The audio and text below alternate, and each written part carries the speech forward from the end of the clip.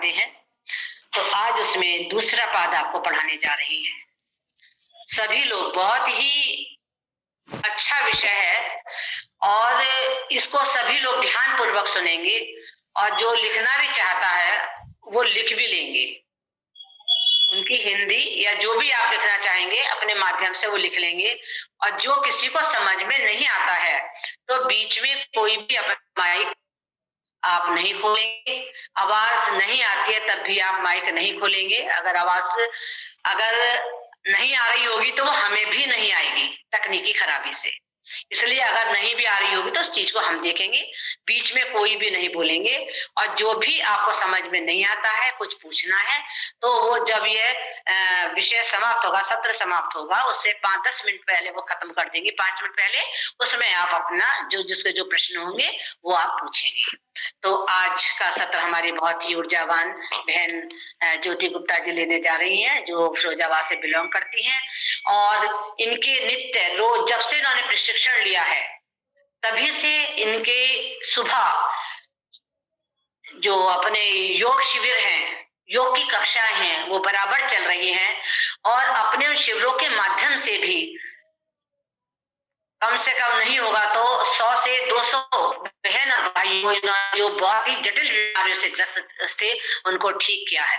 और हमारे जो भी सायकालीन बौद्धिक के सत्र चलते हैं, जब भी उनसे कहा जाता है वो सायकालीन सत्र लेने के लिए, चाहे कितने भी व्यस्त समय हो, और आज तो सभी का बहुत ही व्यस्त समय है, सकट चौथ है, तो उसमें भी आज वो सत्र लेने के लिए तैयार हैं।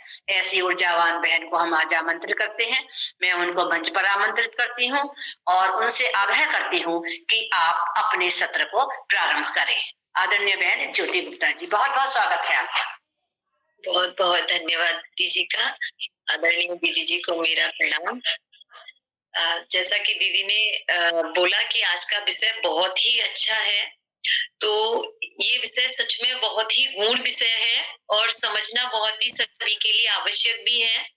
लेकिन हम सर्वप्रथम एक छोटे से भजन के साथ हम आज का सत्र प्रारंभ करते हैं और भजन की लाइनों पर हम ध्यान देंगे, क्योंकि हमें ये भजन ही है जो कि हमें काफी ऐसे संदेश देते हैं। स्वामी जी के दिव्य संदेश इन भजनों के माध्यम से हम तक आते हैं। तो हम एक भजन के साथ प्रारंभ करेंगे। तू ही सागर, तू ही सागर, तू ही सागर है, तू ही किनारा, ढूंढता है तू किसका सहारा, ढूंढता है तू किसका सहारा, मन में उलझा कभी तन में उलझा, तू सदा अपने दामन में उलझा, सबसे जीता, सबसे जीता, सबसे जीता, स्वयं से तू हारा, ढूंढता है तू किसका सहारा, ढूंढता है तू किसका सहारा, उसका साया तू है, उसका दर्पण,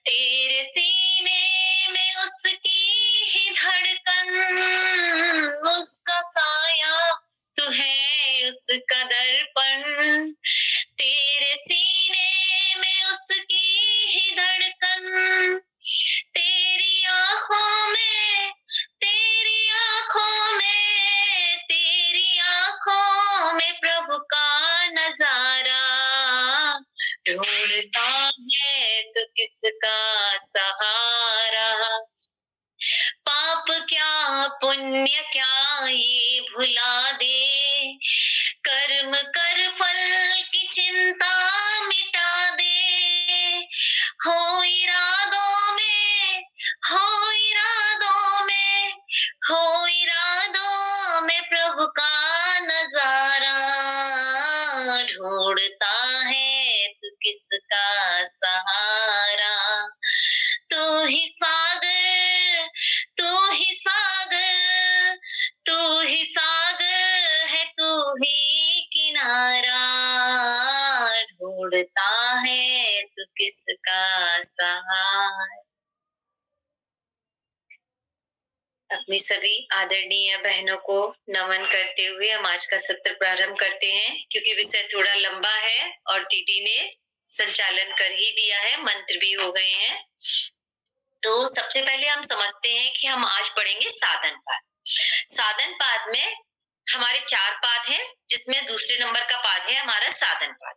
आपने इससे पहले जो समाधि पाद पढ़ा, तो समाधि पाद में महर्षि हमें क्या समझाने का प्रयास करते हैं कि जो समाहित चित्त वाले व्यक्ति हैं, उनको समाधि की प्राप्ति कैसे हो, उसके उपाय उन्होंने समाधि पाद में बतलाए हैं विस्तार से। अब समाज में बहुतायत आप अपने आसपास देखते हैं तो समाहित चित्त वाले व्यक्तियों की नहीं है, विक्षिप्त चित्त वाले व्यक्तियों की बहुतायत देखी जाती है, जो कि राग द्वेष में लिप्त हैं, विषय वासनाओं में लिप्त हैं।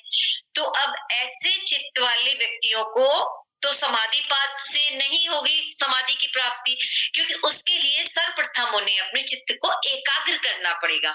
तो यहाँ अपने चित्त को एकाग्र किस तरह से करना है, इसके क्या क्या अभ्यास हैं, किस तरह का हमें दिनचर्या करनी चाहिए जिससे हम एकाग्र चित्त वाले हों, तो यही इस बात में महर्षि ने हमें विस्तार से इसी के बारे में बताया है।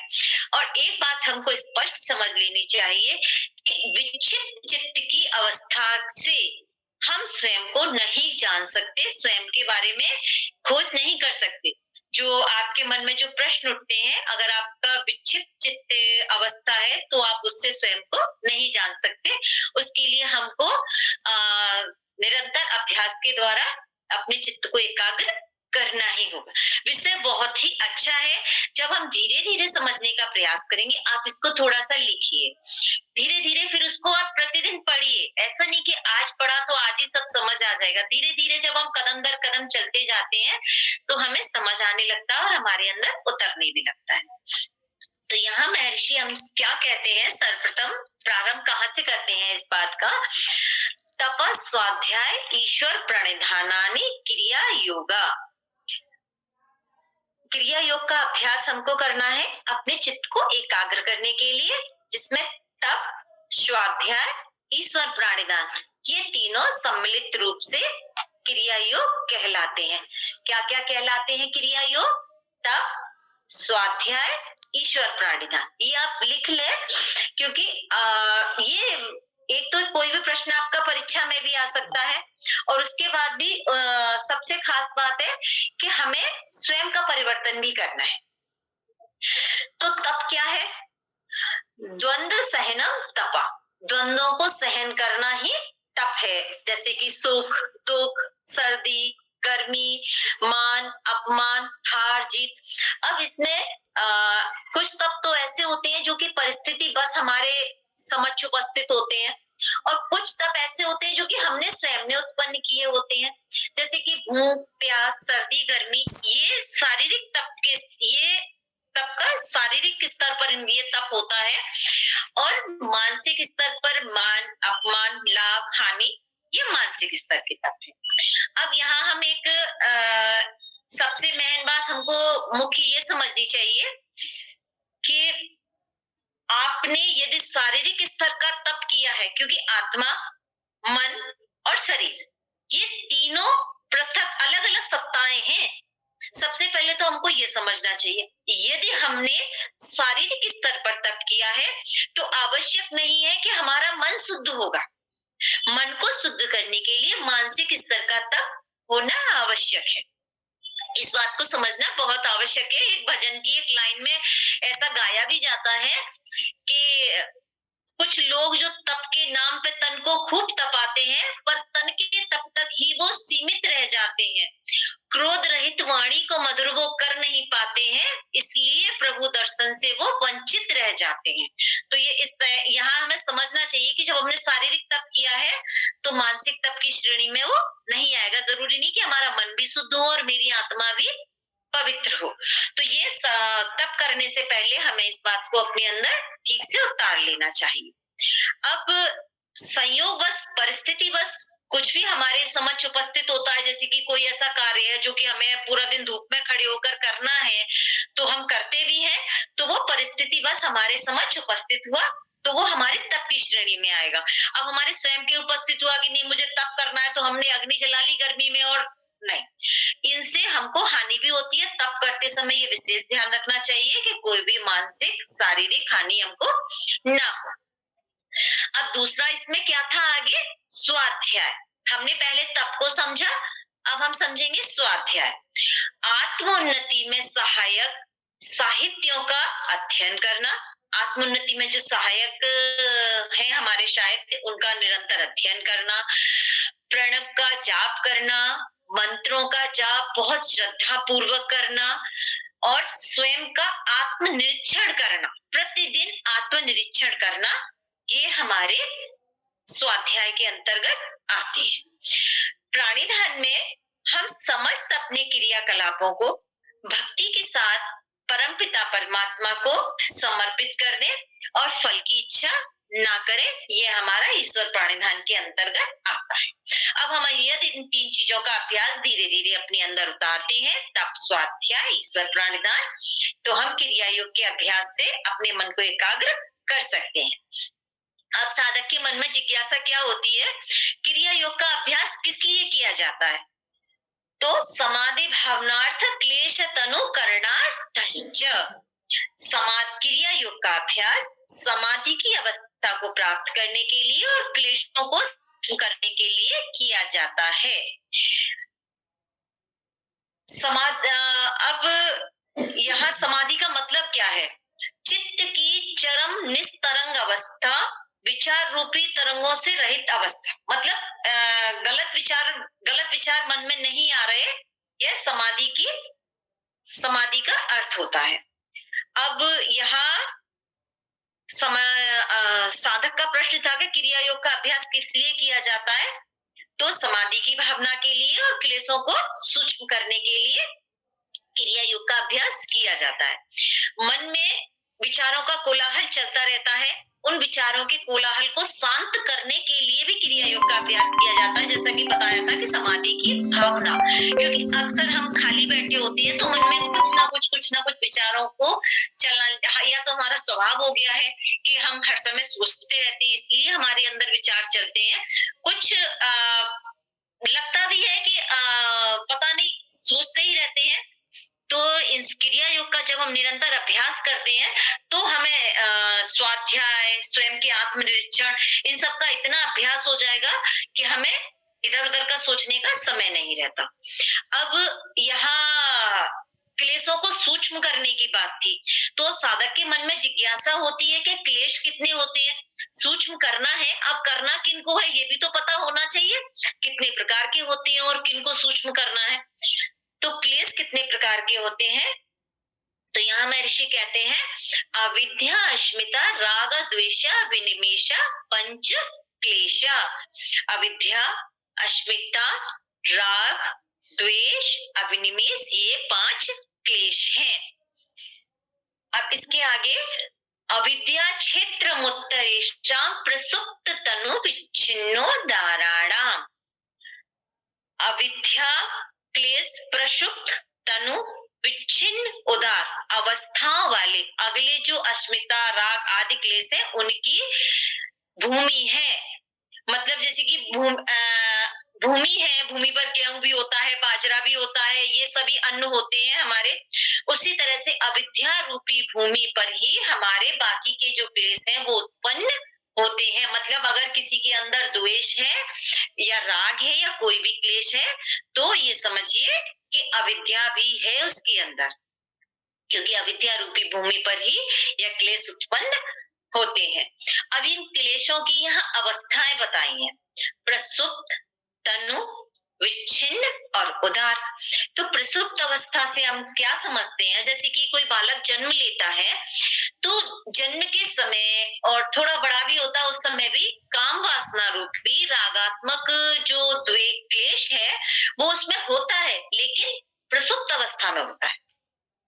समझ गए ना? तो यही होती है प्रसुप्त अवस्था। और तनु अवस्था क्या होती है कि क्रिया योग के निरंतर अभ्यास से हमने अपने क्लेशों को सूक्ष्म कर लिया। ये है क्लेशों की तनु अवस्था। अब विच्छिन्न अवस्था क्या होती है? विच्छिन्न अवस्था से आप समझते ही हैं, जैसा कि नाम से भी समझ में आ रहा है कि छिन्न भिन्न सा, जैसे कि किसी के अंदर राग द्वेष का बहुतायत है। उस समय कोई एक समय है कि उसके अंदर एक राग पैदा हो गया है, तो ये नहीं समझना चाहिए कि इसके अंदर से द्वेष समाप्त हो गया है। अगर राग जैसा क्लेश है तो द्वेष भी है, परंतु इस समय राग बहुत है, परिस्थिति बस कुछ विचार या कोई ऐसा व्यक्ति या कोई भी ऐसी परिस्थिति उत्पन्न होती है तो वो द्वेष क्लेश भी समझ आ ही जाएगा। तो यह विच्छिन्न अवस्था की एक क्लेश तो बहुत उदार अवस्था में है और एक अभी थोड़ा सुप्त है, तो यह है विच्छिन्न अवस्था। अब है क्लेशों की उदार अवस्था। राग द्वेष अभिनिवेश, ये क्लेश जो है इनसे इनके चित्त संस्कार हमारे चित्त में पड़े रहते हैं। इन संस्कारों को उद्दीप्त करने वाला कोई भी व्यक्ति, कोई भी विचार या कोई भी ऐसा कारण हमारे सामने आए और हमारे क्लेश एकदम उदार अवस्था में आ जाते हैं, देखते ही हमारे क्लेश एकदम उदार अवस्था में आ जाते हैं, उनकी अभिव्यक्ति होने लगती है, सक्रिय अवस्था में आ जाते हैं। इसको कहते हैं क्लेशों की उदार अवस्था। यहाँ हमने क्लेश कितने प्रकार के होते हैं ये समझा, और क्लेश कहाँ उत्पन्न होती है, कारण क्या है इनका, अविद्या, ये समझा।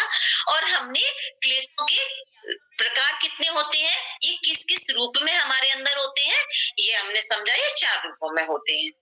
अब क्लेशों के कारण होता क्या है कि हमको लगता है कि ये चीज हमें सुख देगी, हमें इतना धन मिल जाएगा तो हमें सुख मिलेगा, हमें ये मिल जाए। हम यहाँ ये कहने का तात्पर्य नहीं है कि आपके पास धन ना हो, लेकिन धन भी होना चाहिए, ये भी अच्छा है, लेकिन हम जो सोचते हैं कि ये होगा तो मेरे पास सुख होगा, लेकिन जब वो प्राप्त हो जाता है फिर एहसास होता है कि हम तो अभी भी खुश नहीं है। फिर दूसरी चीज का हमने सोचा कि अब ये होगा तो हम खुश होंगे, तब हम एहसास करते हैं कि हम तो आज भी खुश नहीं है, आज भी हमें लगता है कि कुछ अधूरा है हमारे पास। इसलिए हमें क्रिया योग के निरंतर अभ्यास से क्लेशों को सूक्ष्म करने का प्रयास करना चाहिए, क्योंकि ये क्लेश ही है जो हमें स्वयं से दूर रखते हैं। क्योंकि आत्मा, शरीर, मन, ये तीनों पृथक सत्ताएं हैं, ये भी हमको समझना चाहिए। अब यहाँ साधक के मन में जिज्ञासा होती है कि क्लेशों को जान लिया, उनके रूप को जान लिया, अविद्या क्लेश है क्या? जिस अविद्या रूपी भूमि पर और इतने क्लेश उत्पन्न होते हैं, अविद्या है क्या? तो अनित्य सुचि नित्य दुखात्मा नासु नित्य सुचि सुखात्मा ख्यातिर विद्या। अनित्य पदार्थों में नित्य, अनित्य पदार्थों को नित्य जानना, दुख देने वाले पदार्थों को सुख देने वाला जानना, और अवचेतन को चेतन जानना, यही अविद्या है। अब यहाँ अविद्या को हमने बहुत ही सरल शब्दों में समझा कि अविद्या है क्या। अनित्य पदार्थ, जैसे कि कई लोगों का कि पृथ्वी मतलब स्थिर है, पृथ्वी घूमती नहीं है, स्थिर है, तो इस तरह की अनित्य पदार्थों को नित्य जानना, जैसे कि वो अमर है, इस तरह की काफी विचार लोगों के मन में रहते हैं। और अपवित्र पदार्थों को पवित्र जानना, जैसे कि ये देह है, इसको बहुत ही पवित्र जानना, चांद से उनकी तुलना करना, ऐसे हमने कई ऐसे उदाहरण देखे भी हैं। जबकि ये शरीर देखा जाए तो बहुत ही अपवित्र है अंदर से, लेकिन हम सोचते हैं कि गंगा जी में स्नान करके हमारे पाप धुल जाएंगे। मन को पवित्र करने वाली बात है यहाँ। तो इस तरह से इन चीजों का हमें बिल्कुल स्पष्ट होना चाहिए कि ये नित्य है, ये अनित्य है, ये मुझे सुख देने वाला है, ये मुझे दुख देने वाला है, ये बिल्कुल स्पष्ट होना चाहिए। और मिथ्या भाषण, चोरी, इनको पुण्य जानना और पुण्य करने वाले कार्यों को गलत जानना, क्योंकि आजकल अक्सर लोगों को ये कहते हुए भी सुना जाता है कि भाई जो पाप करते हैं उन पे बहुत नहीं सुना जाता है, तो इसलिए इसी को अविद्या कहते हैं। यही अविद्या है यही आपकी परीक्षाएं हैं जो कि आपको पास करते हुए निकलना है। इसी प्रकार रोटी, कपड़ा, मकान, इन्हीं भोग के पदार्थों को अपने जीवन का आधार समझना। अब यहाँ हमने अविद्या को समझा कि अविद्या क्या है। अब आगे साधक के मन में जिज्ञासा होती है कि अस्मिता नामक क्लेश क्या है, क्योंकि अविद्या के बाद अविद्या, अस्मिता नामक क्लेश क्या है। तो महर्षि कहते हैं दृग दर्शन शक्तियोरे कात्मते वास्मिता, आत्मा और चित्त की एक रूपता अभेद प्रतीत का होना अस्मिता क्लेश कहलाता है। अस्मिता को हम बहुत ही सरल उसमें समझे, अस्मिता होता अहंकार। जैसे कि आप कहीं टीचर हैं या कोई अध्यापक है, आपको देख के कोई आपका विद्यार्थी है, उसने आपको नहीं देख पाया और वो आपको प्रणाम नहीं कर पाया या कुछ भी आपको ओम नहीं कर पाया, तो आपके अंदर एकदम से आएगा कि नहीं इसने मुझे देखा, मतलब आपके अहंकार पे एक चोट लगेगी। लेकिन अब हम आपको ये भी तो सोच सकते हैं कि शायद उसने मुझे ना देखा हो या वो किसी वजह से परेशान हो। हम कभी भी ऐसा सोचते हैं? नहीं सोचते। हम सबसे पहले उसी व्यक्ति को गलत सोचते हैं कि नहीं उसने मुझे देख के प्रणाम नहीं किया, वो मुझको देख के खड़ा नहीं हुआ, उसने मुझे बैठने के लिए नहीं बोला। तो ये इन चीजों से हमें थोड़ा सा बचना चाहिए। सर्वप्रथम हमें ये सोचना भी चाहिए, हो सकता है वो कुछ परेशान हो, ऐसा तो नहीं है कि उसको कोई समस्या हो या उसने मुझे देखा ही ना हो या उसका ध्यान कहीं और हो। तो हमें हर चीज ये भी सोचना चाहिए, हर बात को अपने अहंकार पर लेकर नहीं जाना चाहिए। ये है हमारा अस्मिता क्लेश का स्वरूप। अब आगे साधक के मन में जिज्ञासा होती है राग नामक क्लेश का क्या स्वरूप है। अब वो राग के विषय में जानना चाहता है। तो यहाँ क्या कहते हैं महर्षि, सुखानुसयी राग। अब हम सुख का अनुसरण करने वाला भाव राग नामक क्लेश है। यह राग को हम एक छोटी सी बात उसमें समझते हैं कि राग क्या है। राग को एक सरल उदाहरण के साथ समझते हैं कि इस राग की इतनी बड़ी महिमा है कि सदोष चीजों का भी त्याग नहीं होने देता। जिन चीजों में दोष है उनका भी हम त्याग नहीं कर सकते। अब इसका एक बहुत ही सरल उदाहरण है कि आप महाभारत पर आ जाइए। दुर्योधन में दोष भी थे और बहुत थे, लेकिन उनके माता पिता ने, क्योंकि उनके अंदर रागात्मक क्लेश की वृद्धि थी, तो उन्होंने उसके समझा ही नहीं, दोषों को दोष समझा ही नहीं। इसीलिए क्लेशों को सूक्ष्म करना आवश्यक है। आप यहाँ इतने बड़े राजा भी अपने क्लेश को जब सूक्ष्म नहीं किए तो उसका परिणाम आप सभी के सामने, आप भी जानते हैं और हम भी जानते हैं। इसलिए इस राग की इतनी महिमा होती है कि मुझे कोई व्यक्ति अच्छा लगा और उसमें बहुत बुराई है, तो लेकिन मेरे सामने अगर किसी ने उसके बारे में बोला कि नहीं वैसे तो वो व्यक्ति अच्छा है लेकिन उसमें ये कमी है, लेकिन क्योंकि मेरे अंदर उसके प्रति राग हो गया है तो मैं इस बात को स्वीकार नहीं कर सकती। तो ये मुझे सोचना चाहिए कि ये मेरे अंदर राग नामक क्लेश की वृद्धि हो रही है।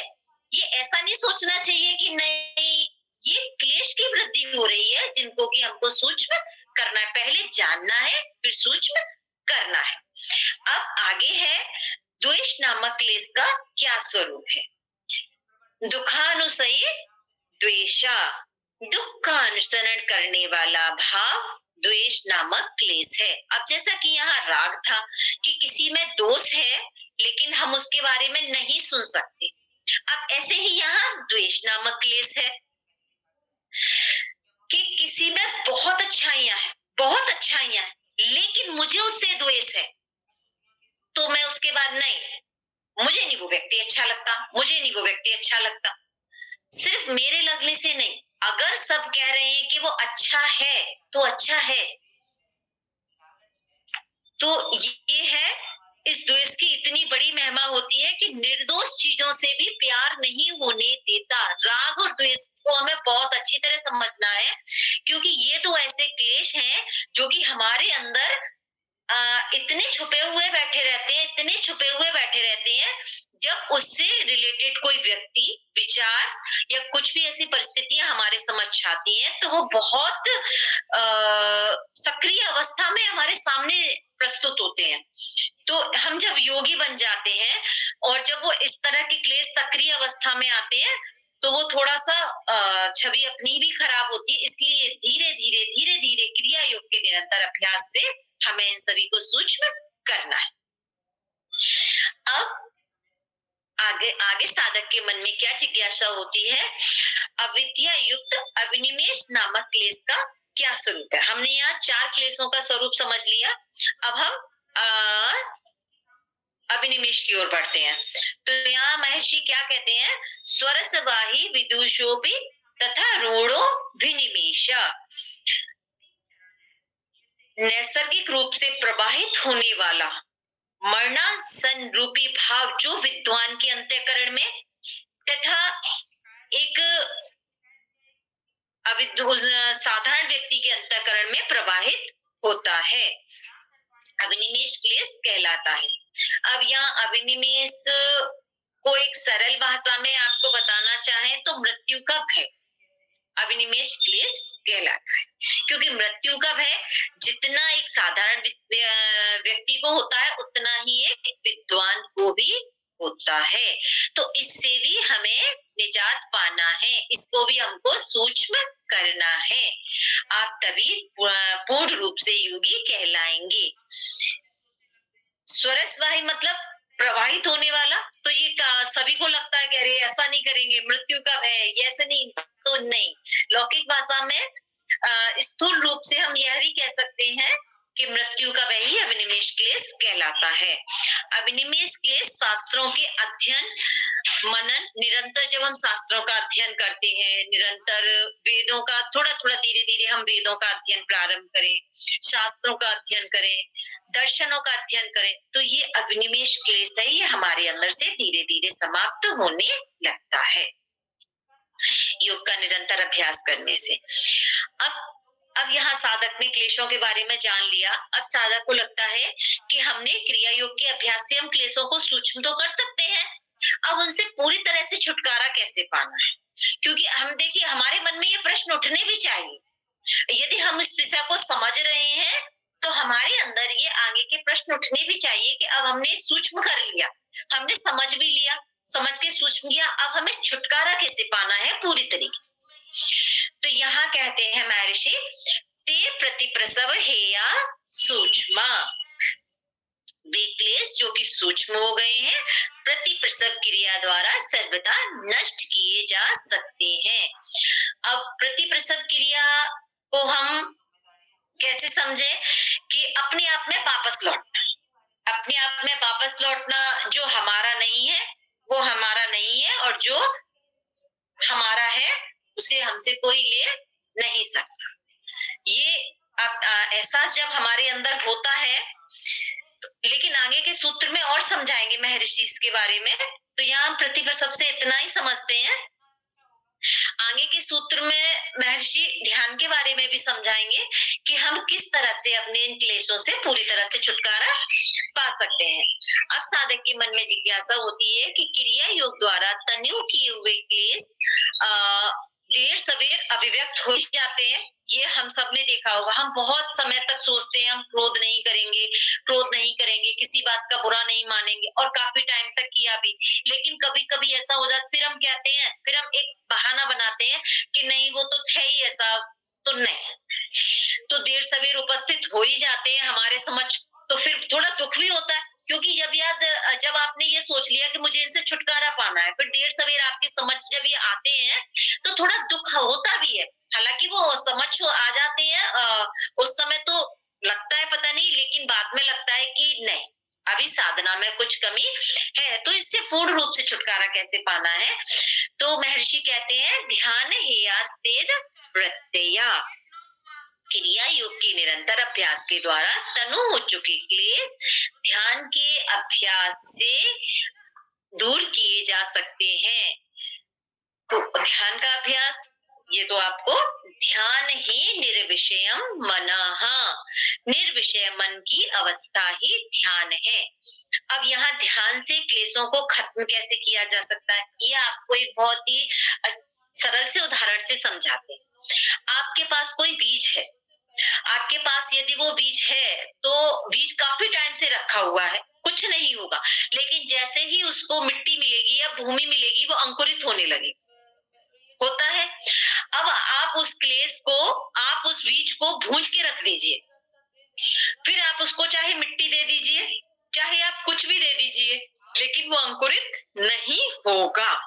इसी तरह से हमें अपने क्लेशों को दग्ध करके रख देना चाहिए, अपने क्लेशों को दग्ध कर देना है, बिल्कुल, कि हमारे अंदर तो है, अंदर तो है, क्योंकि कभी थे तो मेरे अंदर तो है, लेकिन उन्हें इतना दग्ध करके रख देना है कि उससे संबंधित कोई भी व्यक्ति, कोई भी विचार कितना भी उग्र करने वाला मेरे सामने क्यों ना आए, परंतु मैं अपने साधना के मार्ग से नहीं टिकूंगी, ये मेरा दृढ़ संकल्प होना चाहिए।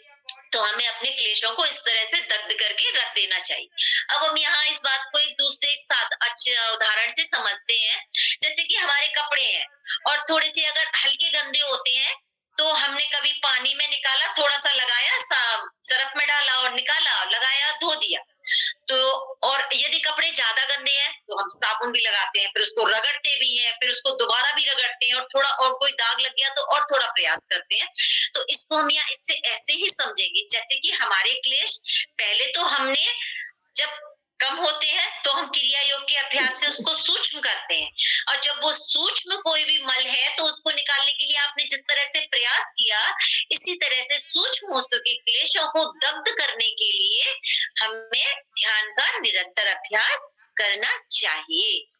तो यहाँ आपको यहाँ तक सभी को समझ आ रहा है? यदि किसी का कोई प्रश्न हो तो आप नोट कर लीजिएगा, बाद में हम समझ लेंगे। यहाँ हमने अपने क्लेशों को समझा कि हमें किस तरह से दग्ध करना है अपने क्लेशों। आगे, क्लेश मूल कर्मास्यो दृष्टा दृष्ट जन्म वेदनीय। अविद्या आदि पंच क्लेश मूल वाले हैं, कर्मों के संस्कार जिनका फल दृश्यमान एवं वर्तमान जन्म में और अदृश्यमान भावी जन्मों में भोगा जाता है। अब यहाँ कहना क्या चाहते हैं? कर्मा से का अर्थ हुआ कर्मों के संस्कार। कर्मों के ये संस्कार दो प्रकार के होते हैं, पुण्यात्मक और अपुण्यात्मक। क्योंकि हम कोई भी कर्म करते हैं तो उसके दो ही फल मिलते हैं, या तो पुण्य के रूप में या हमें पाप के रूप में, पुण्यात्मक अपुण्यात्मक। इसके साथ साथ हमें यह भी जान लेना चाहिए कि पुण्यात्मक अपुण्यात्मक दोनों प्रकार के कर्म हमने क्लेशों से प्रभावित होकर के किए। अविद्या, अस्मिता, राग, द्वेष, अभिनिवेश, इनसे प्रभावित होकर ही हमने ये सब कर्म किए। इसलिए क्लेशों को मूल वाला कहा जाता है। क्लेशों को मूल वाला इसीलिए ही कहा जाता है क्योंकि हमने जो भी ये कर्म किए वो इनसे प्रभावित होकर किए, जिसके कारण हमें पुण्यात्मक और अपुण्यात्मक फल प्राप्त हुआ। आगे महर्षि क्या कहते हैं? सति मूले द्विदीपा को जात्यायुर भोगा। मूल वाले होने के कारण, क्लेश मूल वाले हैं, आपको समझाया किस तरह से है। मूल वाले होने के कारण उन कर्माशय का विपाक मतलब फल जाति, आयु और भोग के रूप में प्राप्त होता है। अब जो भी हमने क्लेशों से प्रभावित होकर जो भी कार्य किए पुण्यात्मक पुण्यात्मक, उनका फल हमें, उनका फल आयु, भोग, इन सब पदार्थों के रूप में, जाति, इनके रूप में हमें प्राप्त होता है। जैसे हमारे कर्म होंगे उसके अनुरूप हमें ये सब कुछ प्राप्त होगा। ते हलादि परिताप फला पुण्य पुण्य हेतुत्वात्।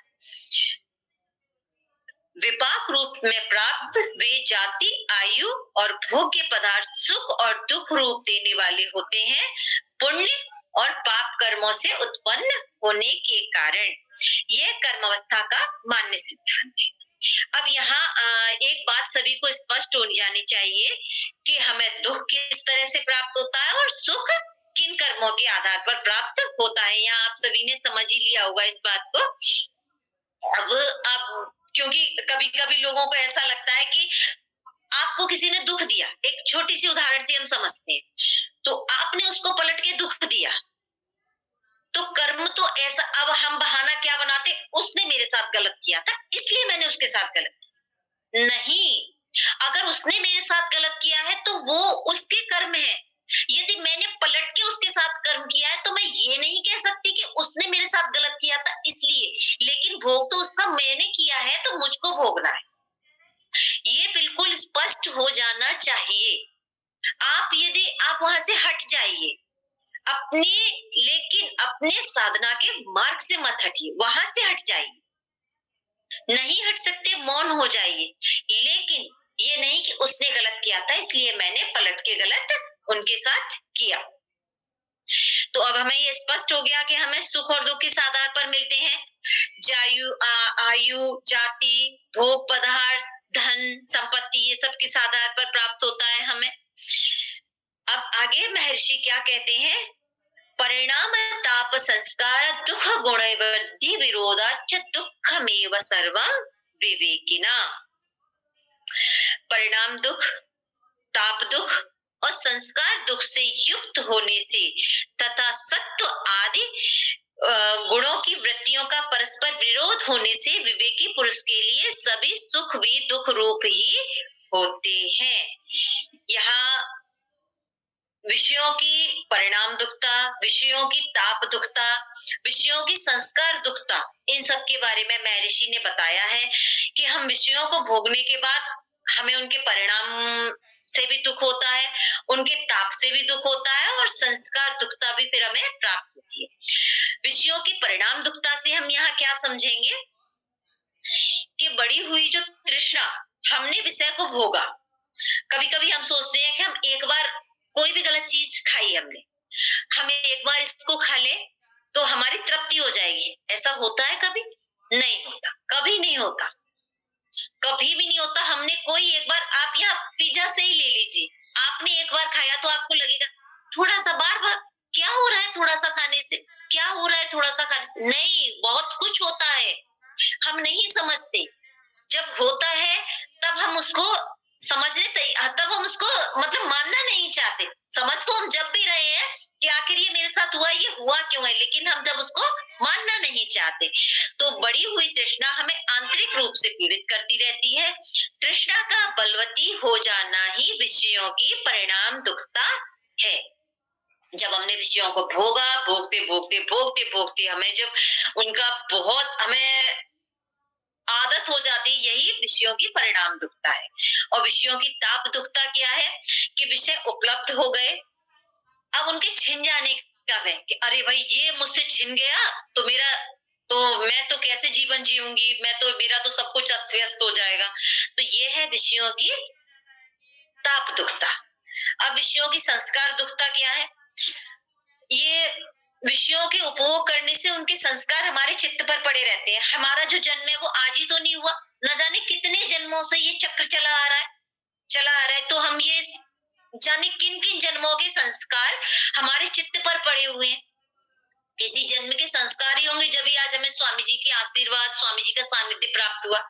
तो जाने कहाँ के संस्कार हमारे चित्त पर पड़े रहते हैं। अब सुख पाने के लिए मन में उभरे हुए संस्कार उस व्यक्ति को क्लेशित करते हैं। अब उसको सुख पाने के लिए जो संस्कार उसके चित्त में है वो उसको क्लेशित करते हैं। उसके लिए जो उसके मार्ग में साधक होते हैं उन पर तो वो अनुग्रह करता है, और जो बाधक होते हैं उसकी प्राप्ति में उनको वो प्रताड़ित करता है। तो ये उसके फिर से संस्कार बनते हैं। तो ये क्रम चलता रहता है। इसलिए हमें इन सबको सूक्ष्म करके क्रिया योग के निरंतर अभ्यास से इनको सूक्ष्म करके इनको समाप्त करना है। यहाँ महर्षि ने प्रारंभ में बताया कि हमें क्रिया योग के अभ्यास से सूक्ष्म करना है। अब सूक्ष्म किनको करना है, समझना है, ये हम आगे समझते जा रहे हैं। तो हमें अंततः मिलना दुखी है उसके परिणाम से, क्योंकि हमें कोई भी चीज प्राप्त करनी है और गलत है, तो एक व्यक्ति समझ रहा है कि इसकी प्राप्ति इसके लिए गलत है, तो वहां जो साधक बन रहे हैं उन पर तो वो बहुत अनुग्रह करेगा कि नहीं भले सा गलत है लेकिन इन्होंने मेरा साथ दिया, वो गलत मानने ही नहीं तैयार होता। और जिन्होंने उनको बाधक, उनको वो परेशान करता है, तो फिर संस्कार फिर बनते जा रहे हैं। वहां के तो खत्म हुए नहीं, नए फिर बन गए, नए फिर बन गए, नए फिर बन गए।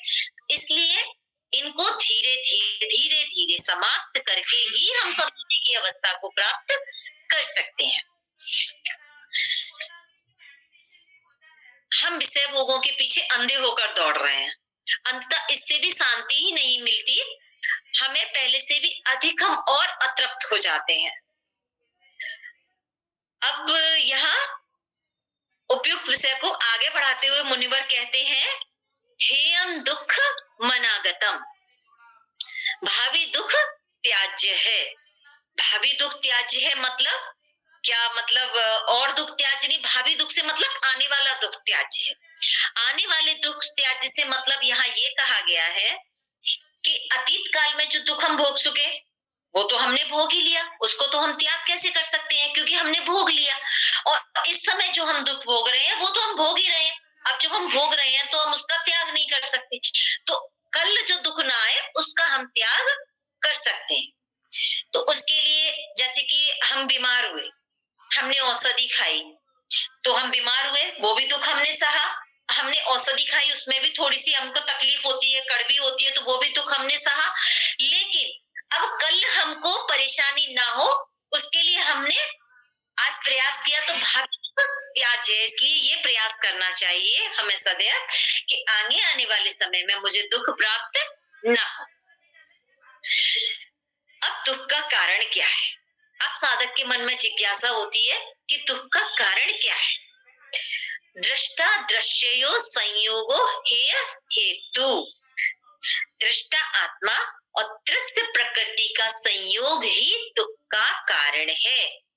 दृष्टा आत्मा को तो आप समझते हैं, और दृश्य प्रकृति आपको यह कई जगह स्पष्ट किया जा चुका है। दृष्टाभूत आत्मा और दृश्य चित्र का संयोग बना हुआ है, यह संयोग ही दुख का कारण है, क्योंकि इस संयोग के कारण ही आत्मा का दृष्ट पदार्थों एवं राग द्वेष अनिष्ट पदार्थों से द्वेष बनता है। इस राग द्वेष से पीड़ित हुआ व्यक्ति किसी का भला करता है और किसी का पर बुरा करता है, जिससे उसका अच्छा और बुरा कर्म बनता है। अब दृश्य प्रकृति क्या है? यहाँ आपने दृष्टा आत्मा और दृश्य प्रकृति का संयोग ही दुख का कारण है, ये समझा। अब दृष्टा आत्मा तो आप जानते हैं, लेकिन प्रकृति क्या है? अब किनका संयोग है जो दुख का कारण है? तो दृश्य प्रकृति क्या है? प्रकाश क्रिया स्थिति शीलम भूतेन्द्रियात्मकम भोगार्थ दृश्यम।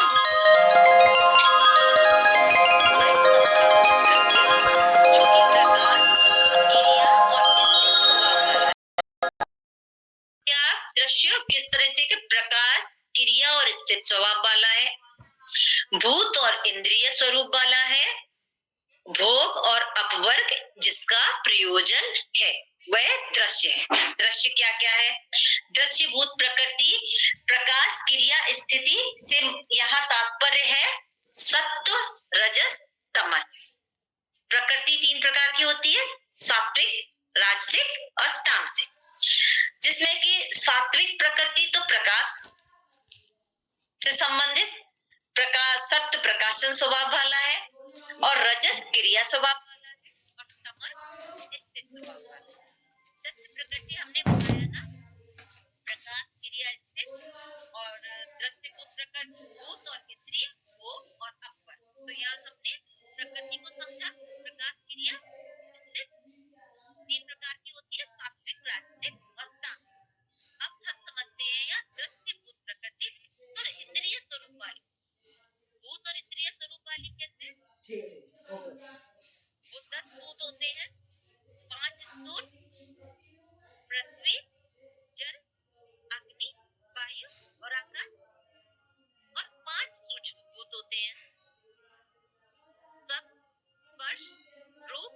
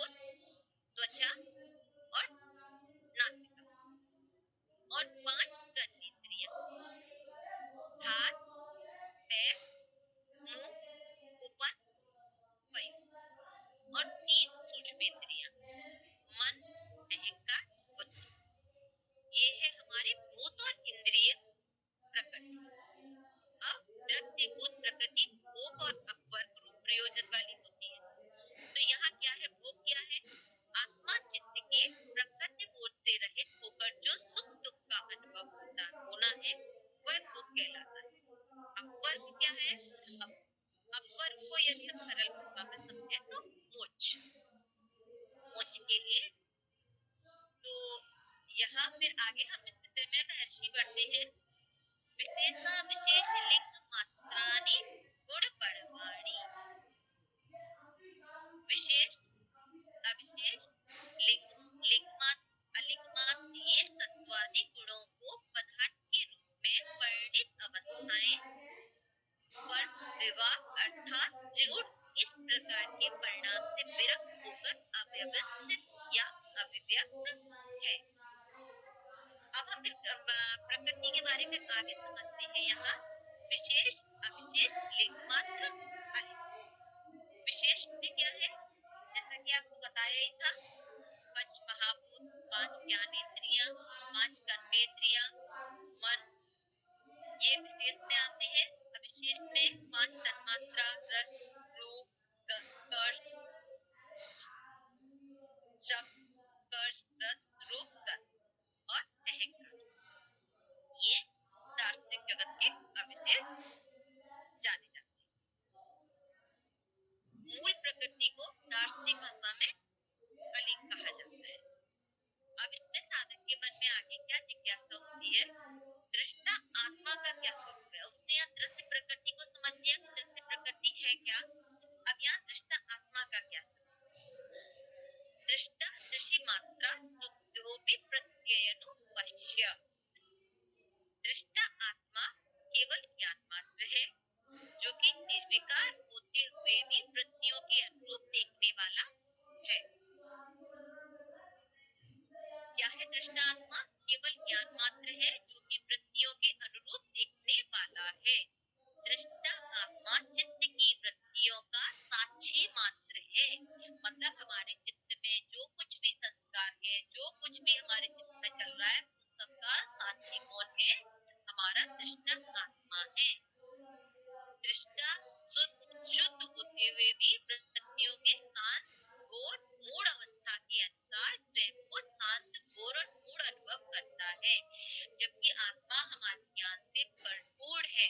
परंतु यदि हमारे चित्त पर शांत और या शांति है, आत्मा शांत अनुभव करेगा। यदि हमारा चित्त शांत है तो आत्मा भी अशांत अनुभव करेगा। यहाँ यही कहना चाहते हैं महर्षि। अब आगे हम बढ़ते हैं। तदर्थ एव दृश्य आत्मा। उस दृष्टा रूप आत्मा के वर्ग को सिद्ध करने के लिए दृश्य रूप जगत का अस्तित्व है। इस जगत का अस्तित्व किसके लिए है? दृष्टा रूप आत्मा के भोग और अपवर्ग के लिए। क्योंकि आपके चित्त पर जिन क्लेशों के संस्कार बने हुए हैं, पड़े हुए हैं, अब उनको धीरे धीरे काटना है, तभी तो अपवर्ग की प्राप्ति होगी, आपको मोक्ष की प्राप्ति होगी। तो ये इस जगत का अस्तित्व ईश्वर ने क्यों बनाया? दृष्टा रूपी आत्मा के भोग और अपवर्ग को सिद्ध करने के लिए। दृश्य के द्वारा पुरुष के भोग अपवर्ग को सिद्ध करने के बाद अब किसी व्यक्ति ने बहुत आज से संकल्प लिया कि नहीं, अब मैं क्रिया योग के निरंतर अभ्यास से अपने उसको सूक्ष्म क्लेशों को सूक्ष्म करूंगा, उसके बाद फिर अपने भोग अपवर्ग को सिद्ध करूंगा। उसने इसको पाया, तो साधक के मन में जिज्ञासा होती है, क्या उसके बाद प्रकृति नष्ट हो जाती है? तो यहाँ महर्षि कहते हैं, कृतार्थ प्रतिनष्टम अप्य नष्टम तदन्य साधारणत्वात्। कृतार्थ आत्मा के लिए नष्ट हुआ यह दृश्य रूप जगत नष्ट नहीं होता।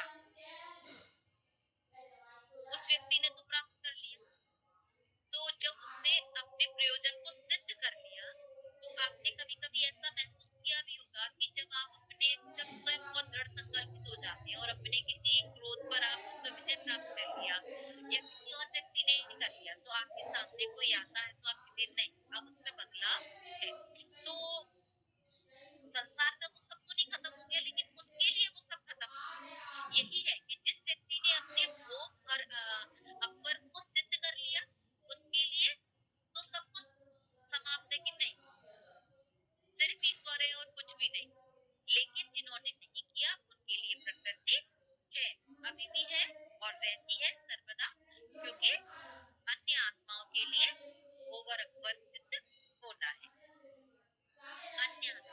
जो कि अविवेक की अवस्था में विद्यमान रहते हैं, उन्हें भोग अकबर को सिद्ध करने के लिए दृश्य बना ही रहता है।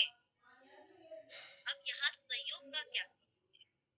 क्योंकि दृष्टा आत्मा और दृश्य प्रकृति के संयोग से दुख होता है, तो दृष्टा आत्मा को समझ लिया हमने, दृश्य प्रकृति को समझा। अब संयोग का क्या स्वरूप है? स्वस्वामी सत्यो स्वरूपोपलब्धि हेतु संयोग। अब यहाँ मैं आपको एक बात बताऊं, क्योंकि कुछ सूत्र ऐसे हैं कि जिनका हम धीरे धीरे पढ़ेंगे तब हमारे अंदर उतरेंगे।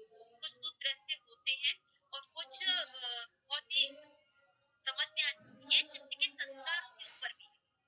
यहाँ हम समझे तो ये हमारे संस्कारों के ऊपर भी है कि जैसे चित्त में संस्कार होते हैं उसके अनुरूप हमें वो चीज अपने अंदर हमारे अंदर उतरती जाती है। स्वशक्ति प्रकृति और स्वामी शक्ति आत्मा, ये स्व रूपों की उपलब्धि का हेतु संयोग कहलाता है। अर्थात जिस संयोग से दृष्टा और दृश्य की उपलब्धि होती है वह संयोग विशेषीय संयोग है। अब संयोग कोई द्रव्यात्मक चीज तो है नहीं, बल्कि यह एक अवस्था का नाम, वह अवस्था जिसमें दृश्य प्रकृति स्वयं बनी हुई है और दृष्टा आत्मा हमारा स्वामी बना हुआ है। तो ये समझ लेना चाहिए कि यह कोई द्रव्यात्मक चीज नहीं है, यह एक द्रव्यात्मक चीज नहीं है, यह एक परिस्थिति है। अब जिज्ञासा उठती, जिज्ञासा है साधक के मन में कि दृष्टा आत्मा के संयोग का क्या कारण है। अब इनका संयोग का कारण क्या होता है? तो यहाँ महर्षि कहते हैं तस्य हेतुर विद्या।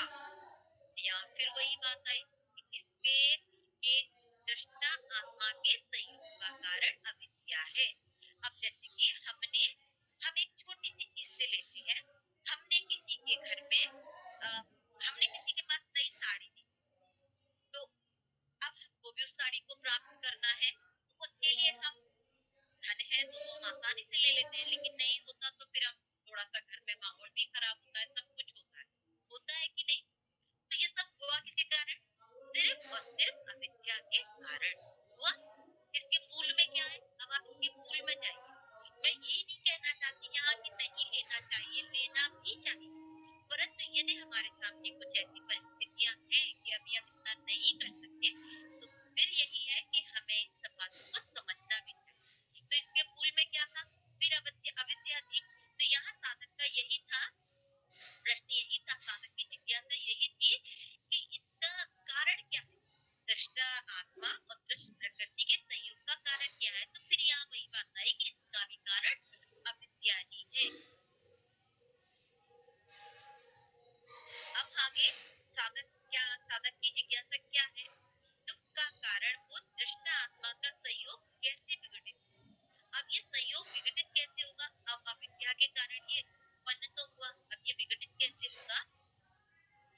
तद्भावात् संयोग भावो हानम तद दृश्य कैवल्यम। अविद्या का अभाव हो जाने पर दुख का कारण दृष्टा दृष्टि के संयोग का अभाव हो जाता है। जब अविद्या का अभाव हो जाता है तो इस संयोग का भी अभाव हो जाता है। आपकी समझ चाहे कुछ भी कितना भी उपस्थित हो, परंतु आपके अंदर कोई भी गलत बात नहीं आएगी। तो जब अविद्या का अभाव हो जाता है तो इन सब चीजों का भी अभाव हो जाता है। सूत्र का भाव बहुत ही सरल है, स्पष्टीकरण की ऐसी कोई आवश्यकता भी नहीं है कि यह कैसे। अब कैवल्य को प्राप्त करने का क्या उपाय है? यहाँ कैवल्य से तात्पर्य है मोक्ष। को प्राप्त करने का क्या उपाय है? तो महर्षि क्या कहते हैं? विवेक ख्यातिर विप्लवा स्थानोपाय, अस्थिरता दोषों से रहित विवेक ख्याति कैवल्य को प्राप्त करने का उपाय है। योग साधन का सतत अभ्यास करने से साधन को पहले तो ध्यान अवस्था, यदि साधक मध्य में योग साधनों का अभ्यास करना छोड़ दे तो यह अनुक्ति धीरे धीरे बंद हो जाती है, क्योंकि जब हम योग का निरंतर अभ्यास करते रहते हैं तो एक प्रभाव बन जाता है। लेकिन जब धीरे धीरे छोड़ देते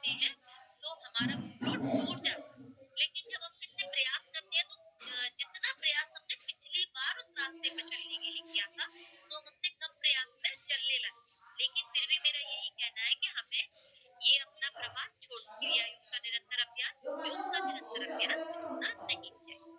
परंतु यदि साधन ध्यान धारणा ध्यान आदि योग साधनों का सतत अभ्यास करता रहे तो आत्मा व चित्त आदि तत्वों के प्राकृतिक की स्थिति निरंतर बढ़ती जाती है। हम अगर ध्यान का निरंतर अभ्यास करते रहे तो यह हमारी स्थिति निरंतर बढ़ती चली जाएगी। इस प्रकार कह सकते हैं कि सतत बनी रहने वाली जो विवेक ख्याति रूप अनुभूति है वह केवल अवस्था को प्राप्त होती है। अब साधक के मन में क्या जिज्ञासा हो रही है कि जिस योगी ने विवेक ज्ञान को प्राप्त कर लिया है उसकी प्रज्ञा किस प्रकार की होती है। जिसने विवेक ज्ञान को प्राप्त कर लिया है उसकी प्रज्ञा में क्या क्या है, कैसे हम जाने कि उसने विवेक ज्ञान को प्राप्त कर लिया है। तो तस्य सप्तधा प्रांत भूमि प्रज्ञा, उस विवेक ज्ञान को उपलब्ध हुए योगी को क्रमशः 7 प्रकार की प्रकृष्ट अवस्थाओं वाली बुद्धि बनती है। 7 प्रकार की अवस्थाओं वाली, जैसे कि अपना जितना गुणवान दृश्य है वह सब परिणाम दुख ताप दुख संस्कार दुख ये सब देने वाला है, इसलिए ये त्याग ये उसके समझ में, क्योंकि ये जितना भी है ये सब दुख ही देने वाला है इसलिए मैंने इसको त्याग दिया। दूसरा उसके मन में क्या होता है, दृष्टा व दृश्य का संयोग ही दुख का कारण है इसलिए यह भी मैंने त्याग दिया है, इसको भी त्याग दिया है। तीसरा क्या आता है उसमें निरोध समाधि के द्वारा कैवल्य को साक्षात कर लिया। ध्यान के निरंतर अभ्यास से अपनी इस स्थिति को जिसको पाना कैवल्य को उसने साक्षात कर लिया। चौथा उसके मन में क्या किस प्रकार की प्रज्ञा होती है, कैवल्य की उपाय रूप विवेक ख्याति को संपादित कर लिया है। कैवल्य किस तरह से मुझे प्राप्त होगा यह मैंने अपने चित्त में पूरी तरह से बिठा लिया है कि मुझे इन उपायों से कैवल्य की प्राप्ति करनी है। उसकी आगे उसके मन में क्या भाव आता है, चित्त में भोग वर्ग देने का अपना प्रयोजन पूरा कर लिया है। चित्त में इस बात को बिठाना है कि हमको भोग वर्ग के द्वारा अपने इसको अपने प्रयोजन को पूरा करना है, जो हमारे ईश्वर ने हमें जन्म दिया है उसका जो प्रयोजन है। फिर उसके मन में किस प्रकार की उसकी प्रज्ञा होती है, जिस प्रकार पर्वत को चोटी से गिरे हुए पत्थर बिना के पृथ्वी पर आकर चूर चूर हो जाता है, पर्वत की चोटी से आप किसी पत्थर को गिराए वो नीचे आकर चूर चूर हो जाता है, इसी प्रकार चित्त में बनने वाले सभी व्यक्त गुण अपने कारण में लय होने की ओर जा रहे हैं। मेरे चित्त में जो भी है, जिस तरह से चोटी से ऊपर से पत्थर फेंका तो नीचे आके एकदम बिखर जाता है, इसी तरह से मेरे जो चित्त में जो भी क्लेश है वो भी अपने पतन की ओर जा रहे हैं।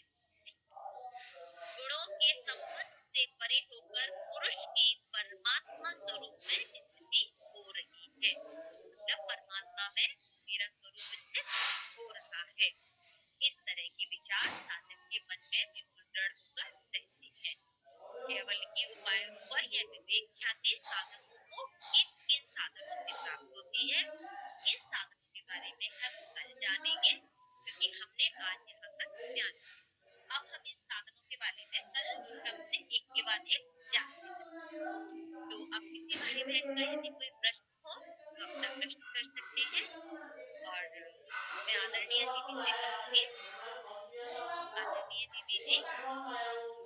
हाँ,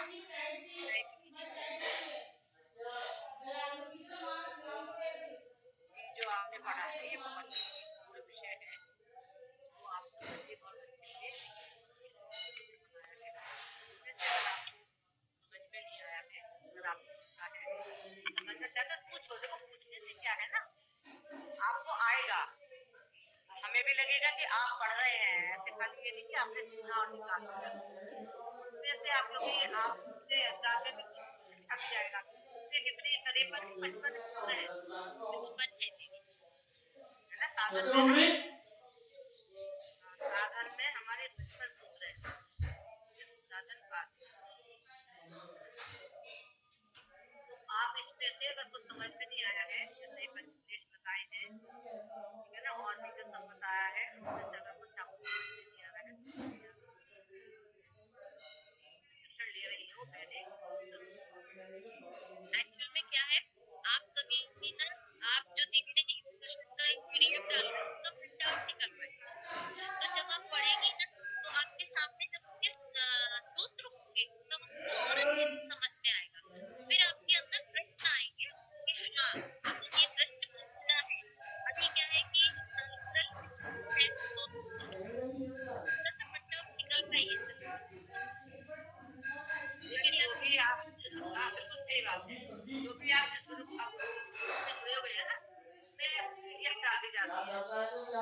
खाली पीडीएफ आप लोग देखते भी नहीं हो भाई, उस पीडीएफ को देखो और उसको निकलवाओ, जैसे आपका सत्र लिया जाता है ना, उससे पहले वो पीडीएफ आप इस तरीके जैसे भी संस्कृत का है हिंदी से समझ में आ रही है तो कोई बात नहीं, आपको हिंदी की मात्र संस्कृत ऐसी भारी भी नहीं है और बहुत एकदम अच्छे तरीके से समझा समझा के संस्कृत भी पढ़ाई गई है पाठ्यक्रम, आप उसमें से पढ़ेंगे भी संस्कृत और उसके नहीं संस्कृत समझ उसके थोड़ा थोड़ा उसमें आप हिंदी भी समझिए, उसमें अगर आपके सामने वो रखा हुआ होगा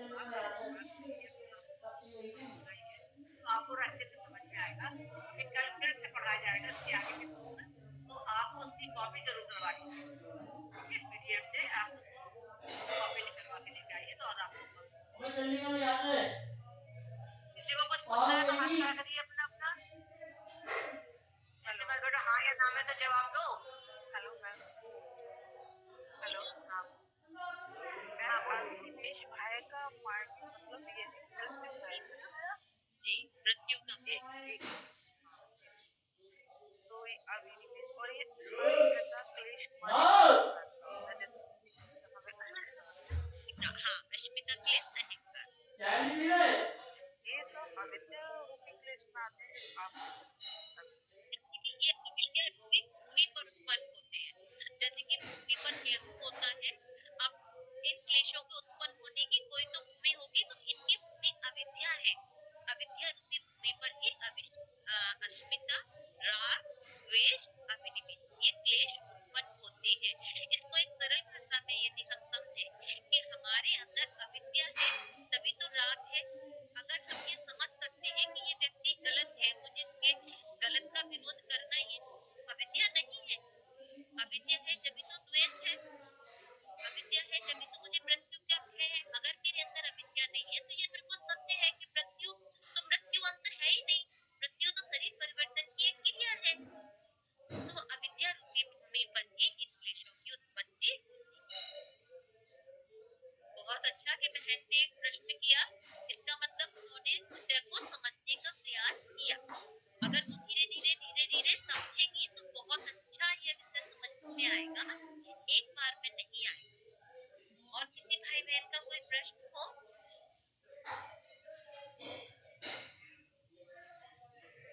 तो कुछ भी जो भी समझ में नहीं आता है क्या मतलब है इसका समझ में नहीं आया, तो सूत्र पढ़ाया है ना, वो सूत्र में भी क्या समझ में नहीं आया तो आप पूछिए। आप पीडीएफ निकलवा लीजिएगा, उसको प्रिंट आउट निकलवा लीजिएगा तो और अच्छा लगेगा। फिर आपको खुद से लगेगा कि हाँ ये चीज थी, ये मिस हो गई, ये नहीं समझ में आई। चलिए और देखिए ये हमारे जो ज्योति गुप्ता जी हैं जिन्होंने ये पढ़ाया है ना, वो साधन और समाधि दोनों बात पंचम सूत्र ये और समाधि बात में 53 है 51 हाँ 51 उसमें ना, तो ये इनको मुजावानी याद है, इसे हमने याद करने के लिए कहा था और इन्होंने ये 2 पाठ पूरे के पूरे याद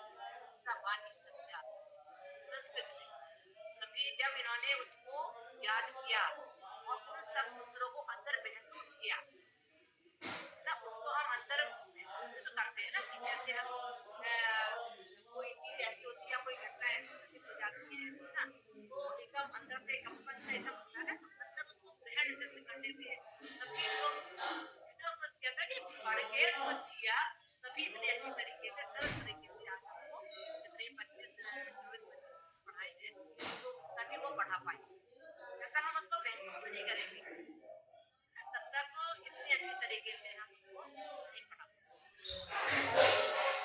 बहुत बहुत धन्यवाद हमारी दीदी को, जो आज हमने योग दर्शन लिखा है, तो जो आपने आसान बात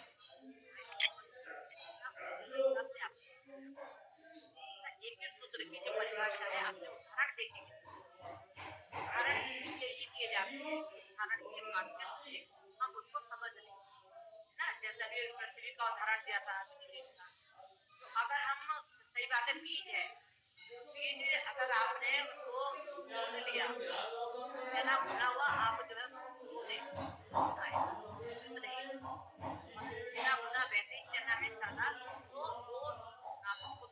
डालेंगे तो हवा मिलेगी, वायु मिलेगी, मिट्टी मिलेगी, अच्छी मिट्टी मिलेगी तो बहुत बेहतरीन फसल होगी।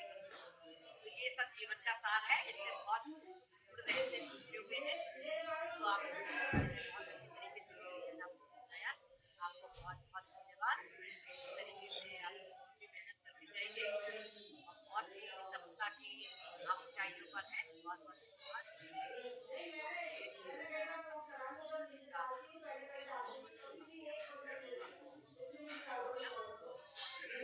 आप सभी बहनों का भी बहुत बहुत धन्यवाद जो आपने बहुत सुना और इस 47 शब्द को हम यहीं विराम देते हैं। प्रातः काल अगले गाँव में आपसे मिलेंगे और बहुत बहुत धन्यवाद मैं देती हूँ प्रज्ञा बहन का भी, जो सबसे पहले उठ के इस ठंड में लिंक खोलती है ना, क्योंकि हम लोग तो बाद में जुड़ेंगे, पहले तो जो लिंक डालता है और लिंक खोलता है बैठ के, तो कम से कम उन्हें जिम्मेदारी के साथ या अलार्म लगाए जब जल्दी उठने की आदत पड़ जाती है, क्योंकि शिविर लगाते सारी जल्दी की आदत है, तो भी एक जिम्मेदारी वाली चीज का कि हम यहाँ लेट नहीं हो सकते शिविर में। अगर वैसे तो हम लोग लेट नहीं होते, कहीं भी हमारी क्लासेस चलती है, लेकिन इसमें हम 3 मिनट भी लेट नहीं हो सकते। तो बहुत बहुत धन्यवाद प्रज्ञा बहन को भी, जो लिंक डाल रही है, लिख के भी डाल रही है, सुबह शाम दोनों समय का वो लिंक दे रही है। तो प्रज्ञा बहन को भी बहुत बहुत धन्यवाद, अलीगढ़ से बिलोंग करती है। बहुत बहुत धन्यवाद। प्रातःकालीन वीडियो में फिर से मिलेंगे और सभी समय से 5 मिनट पहले अपने जुड़े और सब अपने वीडियो खोल के रखिए।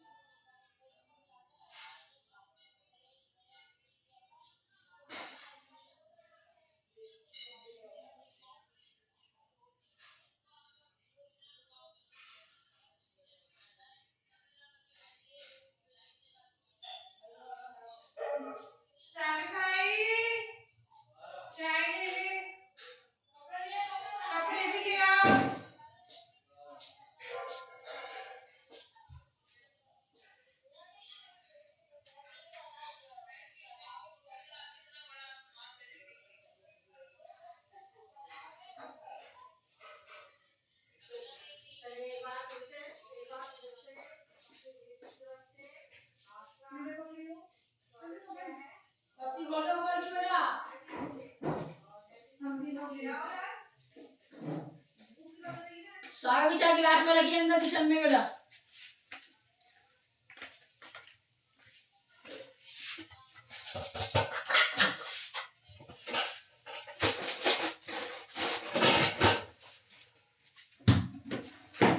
चाय पी लो, किचन में चलाते हैं। बकरा काटेगा और मेरा काम तैयार है सारा।